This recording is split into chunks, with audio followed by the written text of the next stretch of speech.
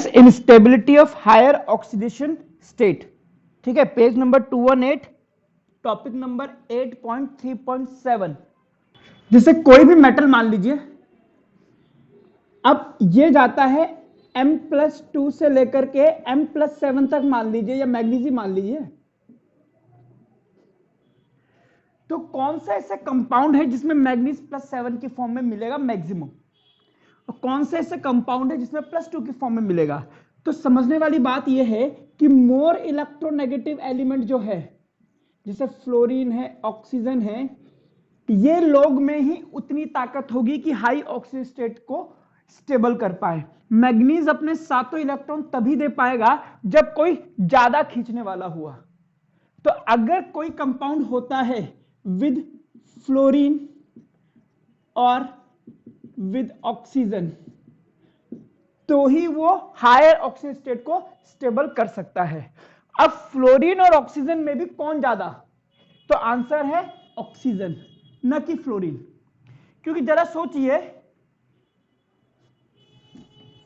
हाँ, एक फ्लोरीन लगा तो मेटल को +1 देना पड़ेगा, लेकिन एक ऑक्सीजन लग गया तो मेटल को +2 देना पड़ जाएगा। ये डाइवैलेंट होता है, ये मोनोवैलेंट होता है। तो अगर आप कह रहे हैं कि ऑक्सीजन और फ्लोरीन में से किसमें ज्यादा ताकत है हाई ऑक्सीजन स्टेट को स्टेबल करने की, तो आंसर जाता है ऑक्सीजन। अगर कहीं पर 4 फ्लोरीन लग रहे हैं और 4 ऑक्सीजन लग रहे हैं तो इसको +8 देना पड़ जाएगा, जबकि इसको +4 ही देना पड़ेगा। इस चीज को भी थोड़ा दिमाग में रखेंगे। ठीक है, अब पढ़ते हैं।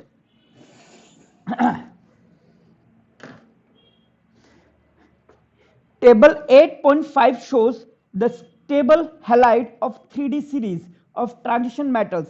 The highest oxidation number are achieved in TiX4। जैसे टाइटेनियम है वो हैलाइड के साथ। अब हैलाइड भी कौन सा वाला होना चाहिए, फ्लोरीन, क्लोरीन, इनमें से कोई।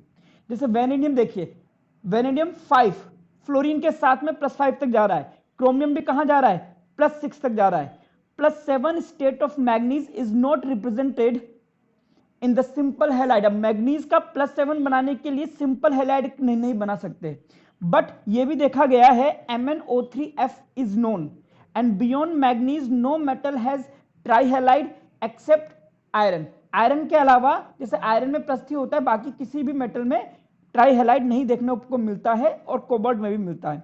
The ability of fluorine, underline करें यहां से, the ability of fluorine to stabilize the highest oxidation state is due to either higher lattice energy as in case of cobalt F3 or high bond enthalpy terms for higher covalent compounds, for example V5 और chromium का F6।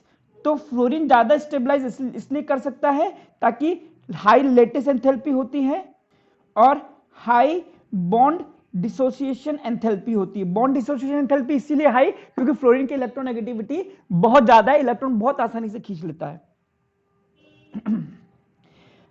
Although vanadium +5 is represented only by fluorine and other halide however undergo hydrolysis to give oxohalides। ऑक्सोहैलाइड कौन से, जिसमें oxygen और halogen दोनों हों। Another feature of fluoride is their instability in low oxidation state। और fluoride low oxygen state में टिकेगा भी नहीं। Okay, and the same applies to copper. On the other hand all copper second halides are known except the iodide. Okay, in this case copper +2 oxidises I- to I2। चलो ये reactions हम बाद में देखेंगे एक साथ ही। However, many copper 1 compounds are unstable in aqueous solution। Question लिखिए, why copper first compounds are unstable in aqueous solution? Why copper first compounds are unstable in aqueous solution? चलिए आगे बढ़ते, इसमें कहता है However, many copper first compounds are unstable in aqueous solution। और अगर कोई +1 का कंपाउंड होगा भी तो उसका डिस्प्रपोर्शनेशन हो जाएगा और क्या बनाएगा, कॉपर +2 प्लस कॉपर। आगे चलते हैं। The stability of copper +2 aqueous rather than copper plus 1 is due to the much more negative hydration enthalpy of copper plus 2 than copper plus 1. क्या आंसर दे रहा है कि हाइड्रेशन एंथैल्पी जो होती है कॉपर प्लस 2 की वो ज्यादा होती है।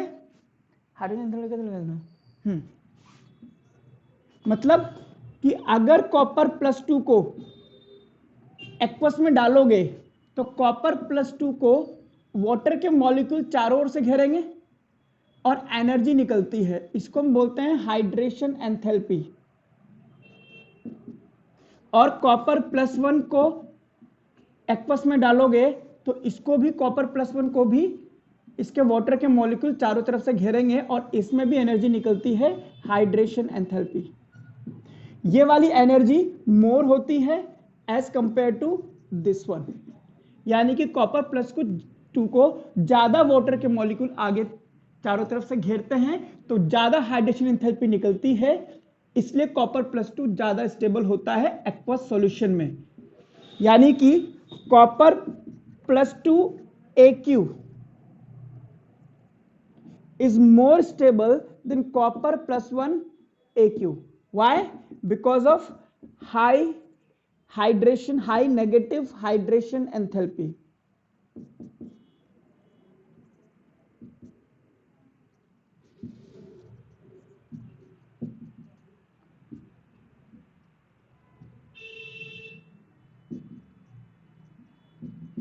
लिख लीजिए इसको। Because of high negative hydration enthalpy of copper plus 2 as compared to copper plus 1, hence copper plus 2 AQ is more stable than copper plus 1 AQ. Due to which, आगे लिखें, due to which copper plus 1 changes to form copper plus 2। ठीक है, मतलब क्या हुआ, देखिए copper था, ठीक है, कॉपर में क्या लगा, आयनाइजेशन एंथैल्पी लगी, कॉपर प्लस 1 में चेंज हो गया, फिर कॉपर प्लस 2 बना, आयनाइजेशन एंथैल्पी लगी सेकंड, और जब ये एक्वस सॉल्यूशन में गया तो कॉपर प्लस 2 को वाटर के मॉलिक्यूल ने घेर लिया और हाइड्रेशन एंथैल्पी निकली है ये वाली, और ये वाली एंथैल्पी इससे बहुत ज्यादा है। Hydration enthalpy of copper plus 2 is more than the required second ionisation enthalpy. जब यहां पे ज्यादा एनर्जी निकलने लग गई तो ये कॉपर प्लस 1 किस में चेंज हो गया, कॉपर प्लस 2 में। ठीक है, तो ये भी जानकारी के लिए लिख लेना और अंडरलाइन भी कर लेना, इंपॉर्टेंट क्वेश्चन बनता है, तो ध्यान रखना। चलिए साहब, तो यहां पर यही चीज इंपॉर्टेंट है, आगे बढ़ते हैं। The ability of oxygen to stabilise the highest oxygen state is demonstrated in oxides. The highest oxidation number in the oxide coincide with the group number, ठीक है, beyond 7 no higher oxygen state iron Fe2O3 बनाता है, non also ये नहीं करता, ये हो गया, ठीक है। बिसाइड्स द ऑक्सीजन ऑक्सोकैटायन स्टेबलाइजेस, ठीक है। आगे द एबिलिटी ऑफ ऑक्सीजन, हाँ यहां से अंडरलाइन करना, the ability of oxygen to stabilise these high oxygen state exceed that of fluorine, जो मैंने अभी बताया था कि ऑक्सीजन ज्यादा स्टेबलाइज करता है। दस the highest manganese fluoride is Mn4F4 whereas highest oxide is Mn2O7। तो फ्लोरीन ने +4 तक ही इसको स्टेबलाइज कर पाया, बट ऑक्सीजन इसको +6 तक लेके गया है। ठीक है, the ability of oxygen to form multiple bond, और ऐसा क्यों होता है, क्योंकि ऑक्सीजन मल्टीपल बॉन्ड बना सकता है metal, explain the superiority, underline करना, ये भी इंपॉर्टेंट रहेगा। इन द कोवेलेंट ऑक्साइड, अब ये Mn2O7 कोवेलेंट क्यों हुआ, क्योंकि मैग्नीज प्लस फॉर्म की कंडीशन में है और इसमें फजांस रूल से छोटा पॉजिटिव आयन ऑक्साइड को पोलराइज कर देगा। ठीक है, आगे तो कुछ नहीं है, तो अगला क्वेश्चन यहां पे यही बनता है, how would you account for the increasing oxidising power in the series. कहता है VO2 प्लस Cr2O7-2 और Mn4-, ये लगातार बढ़ता जाता है, इसका ऑक्सीडाइजिंग पावर, वजह क्या है? ठीक है, तो इस पर भी हम चर्चा करेंगे। चलिए, और आंसर इसमें दे रखा है कि डिपेंड करता है कि ये किस चीज में चेंज होते हैं। ठीक है, तो हम आगे इसको पढ़ेंगे। How would you account for the irregular variation of ionisation enthalpy first and second in the first series and transition element? ये पूरी कहानी इसमें लिखनी है, जो मैं बाद में आपको लिखवा दूंगा। ठीक है, और तो मुझे इसमें chemical reactivity and inode value. Transition metals vary widely in their chemical reactivity. Many of them are sufficiently electropositive to dissolve in mineral acid. Mineral acid कौन से होते हैं? H2SO4, HCl, ये सब। Although a few are noble, ठीक है, that is they are unaffected by the single acids. The metals of the first series, with the exception of copper, are relatively more reactive. Copper इतना reactive नहीं होता है, ये बात हम पहले भी बता चुके हैं, क्योंकि इसकी एटमाइशन एंथैल्पी बहुत ज्यादा होती है।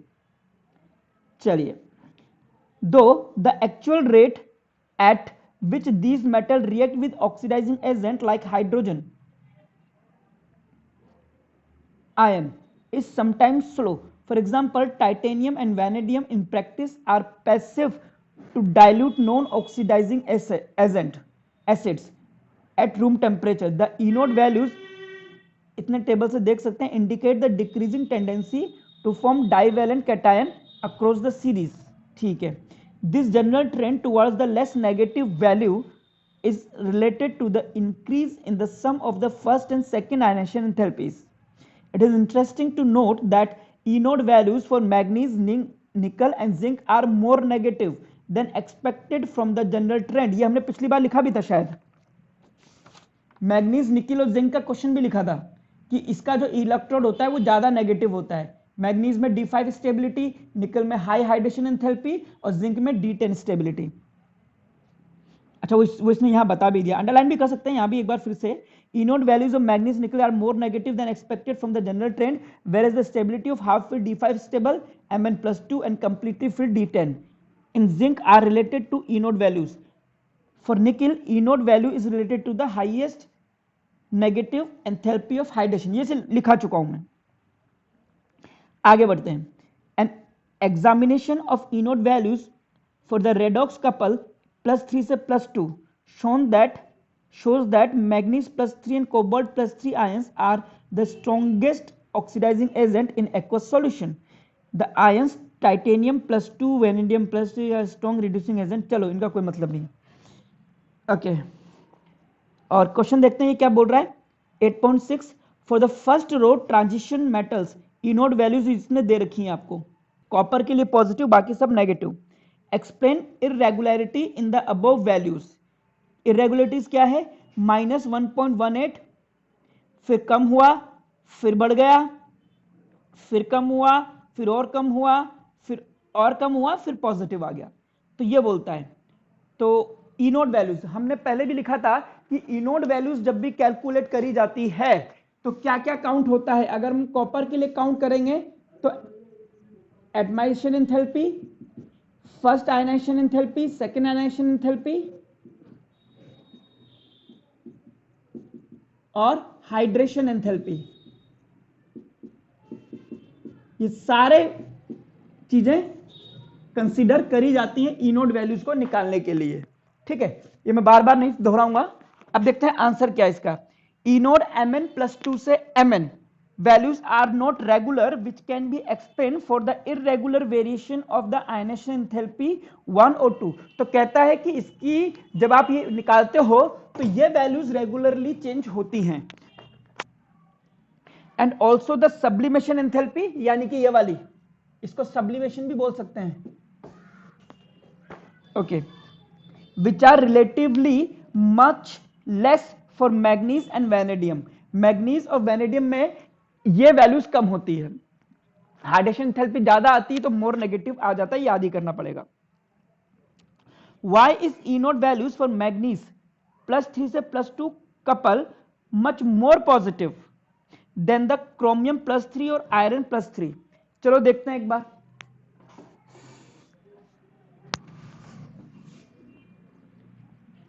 तो सबके जवाब इलेक्ट्रॉनिक कॉन्फ़िगरेशन से निकलेंगे। Manganese +3 inode values much more positive, यानी कि रिड्यूस होने की टेंडेंसी ज्यादा होगी। यानी कि क्या वजह है कि मैग्नीज +3 से +2 में चेंज होता रहता है। मैग्नीज क्या होता है 3d5 4s1 4s2 25 होता है ना क्रोमियम कागज पे विकर्मन 3d5 4s2 होता है। तो मैग्नीज +2 आ जाएगा d5 और ये हो जाएगा d4। अब यहां कुछ कहने की बात है ही नहीं कि क्या वजह है कि मैग्नीज +3 से +2 में इजीली चेंज हो जाता है, यानी कि ई नोड वैल्यू क्या है इसकी पॉजिटिव है। वजह क्या है Mn+2 का d5 हाफ फील्ड ऑर्बिटल खत्म। Much larger third ionisation energy, मतलब कि मैग्नीज जो होगा Mn+1 Mn+2 और Mn+3 यहां जाएगा तो आयनाइजेशन एंथैल्पी 1, आयनाइजेशन एंथैल्पी 2 और आयनाइजेशन एंथैल्पी 3। यह है आपका d5 +1 बनता नहीं है इसलिए मैं इसको हटा देता हूं और यहां पर है d4। अब आप d5 से d4 जाओगे तो आयनाइजेशन एंथैल्पी आपको बहुत ज्यादा देनी पड़ेगी। तो वही बात कहता है कि the E nought okay much larger third ionisation energy for manganese where the required change is d5 to d4 is mainly responsible for this. क्या कि इनोड वैल्यू पॉजिटिव इसलिए आती है क्योंकि मैग्नीज में d5 कॉन्फ़िगरेशन है, इसलिए मैग्नीज +2 Mn+3 में तो चेंज नहीं होने वाला है। ठीक है, क्यों? क्योंकि ऐसा करने के लिए उल्टा जाने के लिए हाई आयनाइजेशन एंथैल्पी लगेगी।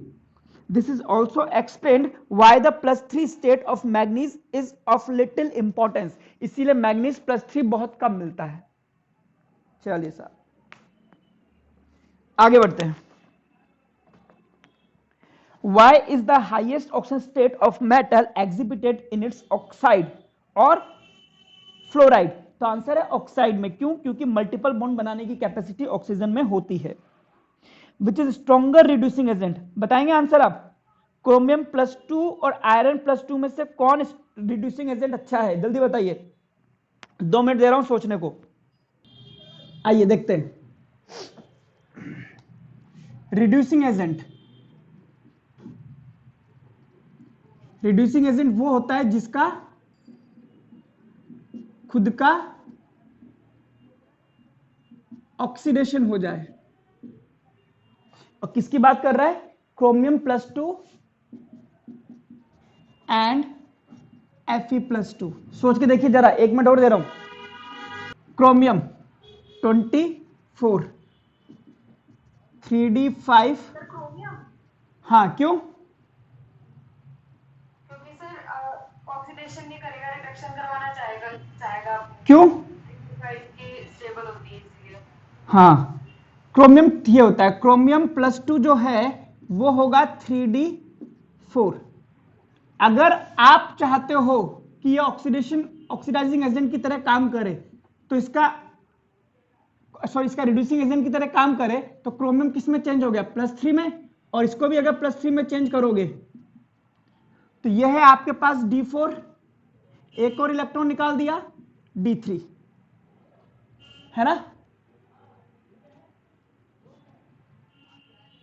तो इसका ऑक्सीडेशन हो गया। आयरन 26 3d6 4s2, तो ये हो गया 3d6 और 2 इलेक्ट्रॉन निकल गया ना, और एक और निकल गया तो 3d5। हाँ अब बोलो तुम। देखो देखने वाली बात यह है कि कौन सी स्टेट ज्यादा स्टेबल होगी। क्रोमियम के जो कंपाउंड बनते हैं वो होते हैं कोऑर्डिनेट कंपाउंड, और कॉम्प्लेक्स कंपाउंड में D3 जो होता है वो 2 पार्ट में टूटता है और यहां जाता है 1 T2G3 यानी कि T2G3, और ये हाफ फील्ड स्टेबल है।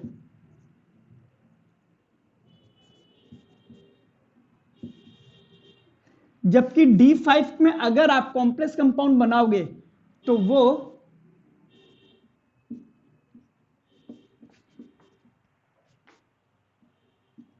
1 2 3, अब 5वां इलेक्ट्रॉन ऊपर जाएगा नहीं जाएगा ये डिपेंड करता है लिगेंड कौन सा है, ठीक है, और इसलिए ये क्या होगा, लेस स्टेबल। यानी कि अब मेरा आंसर सही है या नहीं है इसको देखने के लिए आप ई नोड वैल्यूज का इस्तेमाल कीजिए। ई नोड वैल्यूज +3 से +2, ये वैल्यू ज्यादा आती है एज कंपेयर टू Fe+3 से Fe+2।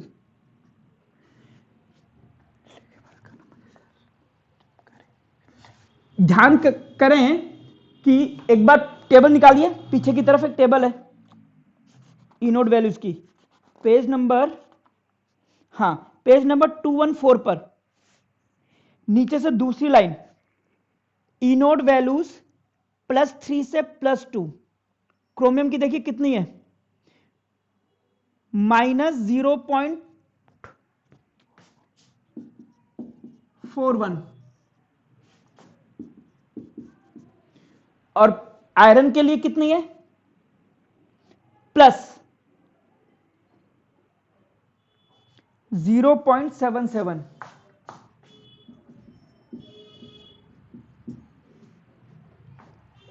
इसका मतलब ये हो गया कि +3 से +2 में जाएगा ये इजीली। इसका रिडक्शन पोटेंशियल ज्यादा है ना, तो इसका रिडक्शन आसानी से हो जाएगा, इसका रिडक्शन आसानी से हो जाएगा तो दूसरे का ऑक्सीडेशन आसानी से करेगा। जबकि इसमें क्या बोला है, रिड्यूसिंग एजेंट, रिड्यूसिंग एजेंट वो होते हैं जिनका लेस ई नोड होता है, कम ई नोड है तो कम रिड्यूस होगा और दूसरे को ऑक्सीडाइज कर देगा, कम रिड्यूस होगा तो दूसरे को रिड्यूस कर देगा। हाँ, तो ई नोड वैल्यूज कम किसकी है, इसकी।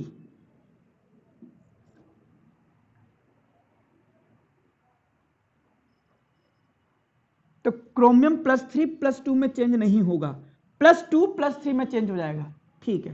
तो आंसर आ गया क्रोमियम। एक बार सोचिए इस चीज को बैठ करके, क्योंकि देखो कुछ चीजें बेसिक्स समझ करके रखना। ऑक्सीडाइजिंग एजेंट कौन हुआ,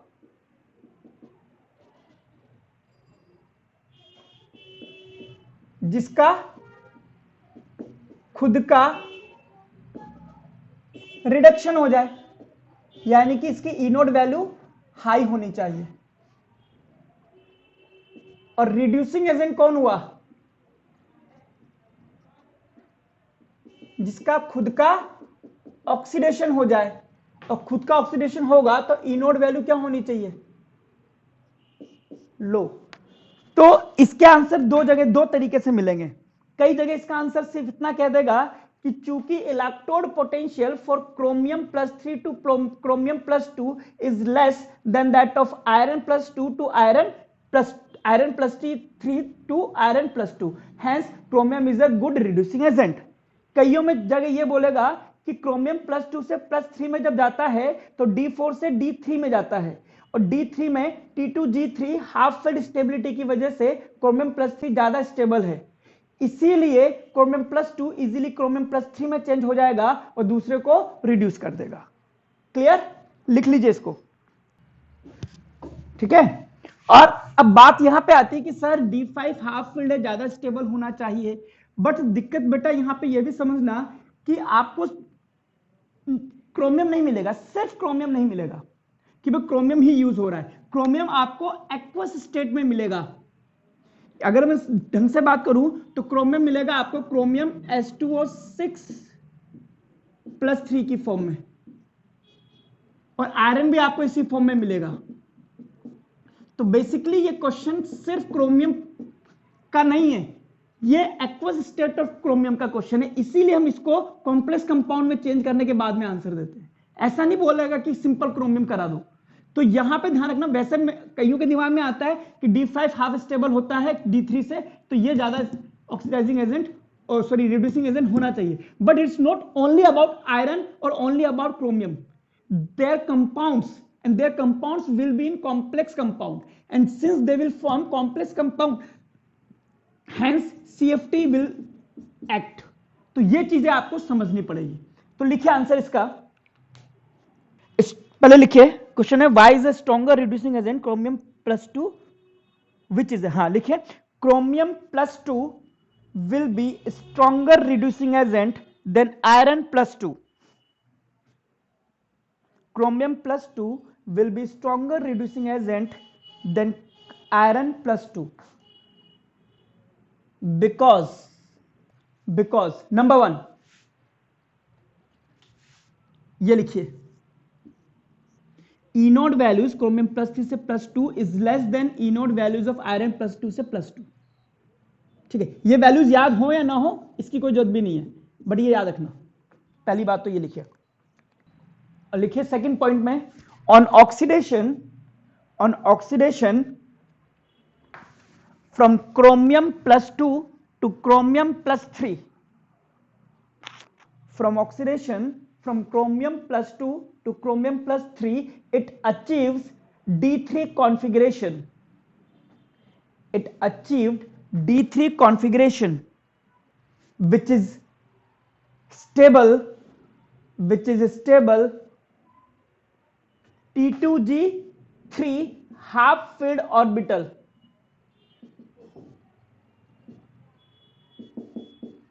Which is stable T2G3 half filled orbital, whereas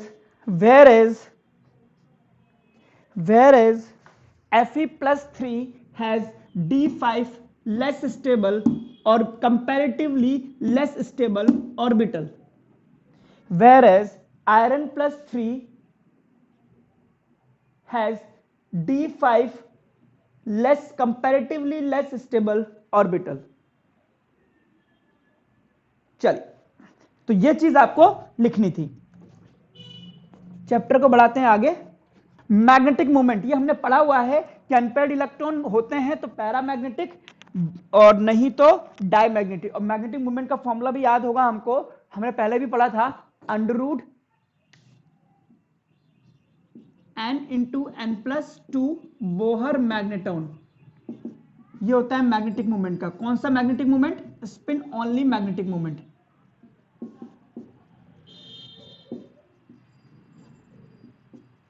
चलिए इसको जल्दी से आगे पढ़ लीजिए अपने आप. मैं बैठा हूं यहां पे थोड़ी देर. बोलिए. चलिए आगे बढ़िए. Page number 222.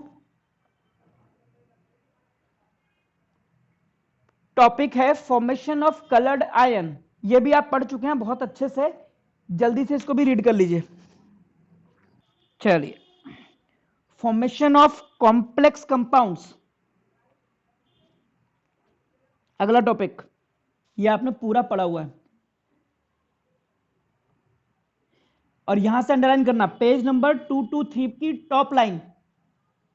अंडरलाइन कीजिए. The transition metals forms a large number of complex compound. इसकी वजह क्या है? स्मॉल साइज का होना प्लस वेरिएबल वैलेंसी भी बोलते हैं, इसमें है नहीं. Smaller size of the metal ion और दूसरा बोलता है there high ionic charges and the availability of the d orbital. हाँ ठीक है, वैकेंट डी ऑर्बिटल का होना.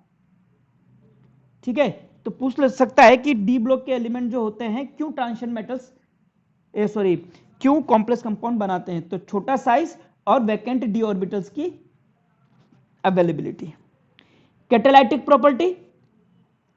प्रॉपर्टी इसलिए होती है क्योंकि अपनी ये वैलेंसी चेंज कर लेते हैं. पढ़ के देखिए, अंडरलाइन करना second line. This activity is ascribed to their ability to adopt multiple oxygen state to form complexes. और ये जो एक्टिविटी बता रहा है ये आपने सरफेस केमिस्ट्री में भी पढ़ी हुई है. रिएक्शंस हम बाद में डील करेंगे. आगे ये फॉर्मेशन ऑफ इंटरस्टिशियल कंपाउंड्स, ये भी आपको पता है क्या चीज होती है. सॉलिड स्टेट में आपने पढ़ रखा है, जल्दी से पढ़िए इसको भी. फर्स्ट 3 लाइनें या 3-4 लाइनें अंडरलाइन कर लेना एग्जांपल्स के साथ में. एलॉय फॉर्मेशन, इसको भी पढ़िए. कहता है अलॉय वही मेटल बनाती हैं जिनकी साइज आपस में ऑलमोस्ट सेम हो या 15% का मार्जिन हो। अंडरलाइन करना इस बात को, 5वीं लाइन ऊपर से। Because of similar radii and other characteristic of transition metals, alloy are readily formed by these metals. For example, brass, copper or zinc, bronze, copper and tin are also considered as indestructible industrial importance. ठीक है, disproportionation पता ही है आपको, और ये example लिखना पड़ेगा। Disproportionation क्या होता है? जब एक ही एलिमेंट का ऑक्सीडेशन और उसी का रिडक्शन हो जाता है, और उसका ये एग्जांपल याद करना पड़ेगा। चलिए, in text question why copper +1 ion is not stable in aqueous solution, ये अभी हमने कराई था कि भाई कॉपर +2 जो होता है उसकी हाइड्रेशन एंथैल्पी काफी ज्यादा होती है, जिसकी वजह से कॉपर +1 कॉपर +2 में चेंज हो जाता है। चलिए आगे बढ़िए, बोल देना, मेरे को रोक देना जहां पे लगे आपको, कई लोग तो सो ही होंगे। Oxides and oxo anion of metals, क्योंकि चैप्टर ये दोबारा नहीं पढ़ाऊंगा मैं सिर्फ डाउट लूंगा और कुछ नहीं करूंगा। तुम बोलोगे सर चैप्टर ही पूरा दोबारा से पढ़ा दो, तो पॉसिबल नहीं हो पाएगा। चलिए, oxides and oxo anions of metals, इसको पढ़िए धीरे धीरे। फजांस रूल है सेकंड पैराग्राफ में, ये मैंने पहले भी बताया था, अगर लोअर ऑक्सीजन स्टेट होगा तो वो बेसिक होगा और हायर वाला एसिडिक होता जाता है, बीच वाले एम्फोटेरिक होते हैं। सारे नहीं, डिपेंड करता है नेचर पे।